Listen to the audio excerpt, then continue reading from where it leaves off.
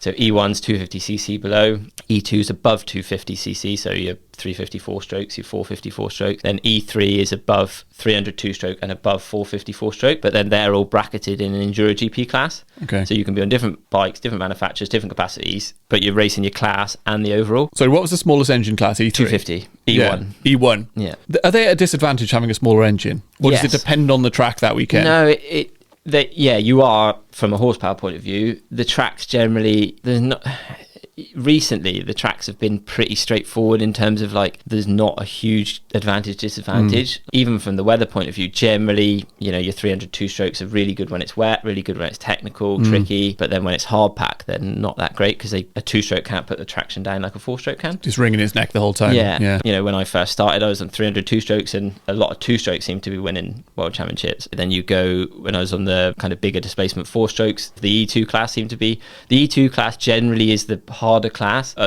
Most people can't ride 250. Or the most competitive. Yes. Yeah. So that's where, you know, if you look at the results of an overall kind of weekend, you'd get top 10, you'd probably get 2 or 3 E1 riders, you'd probably get 6 E2 riders, and then 1 or 2 E3 riders. Oh, okay. So the E2 is generally the toughest class, E3 is generally the easiest class. E1, you've usually got Garcia in it because he's a little lad and arguably one of the best bikes in the whole kind of competition. Okay. But then he'd struggled to go on an E2 bike. He'd really struggled to go on an E3 bike. Same like Andrea Verona, was good on an E1 bike, really good on an E2 bike, but would struggle maybe on an E3 bike. And you switch, right? You chop and change from so time I to time. switch. So, and that goes back to a little bit kind of motivational point of view. Started on E3, 302 stroke, really good bike, won an awful lot on that bike, but I got to the point where I kind of wanted to try something different. And looking back, it's, you know, you think, okay, not necessarily I got tired of winning or winning came easy, but I wanted to try something different.